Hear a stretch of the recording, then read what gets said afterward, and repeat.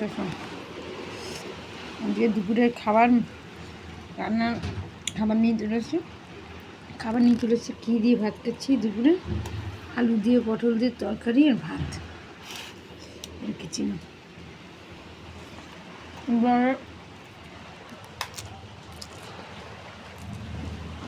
বৃষ্টি হচ্ছে যখন খুব জোর,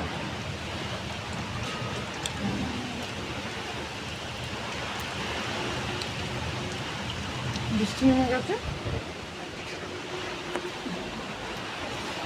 এখন হচ্ছে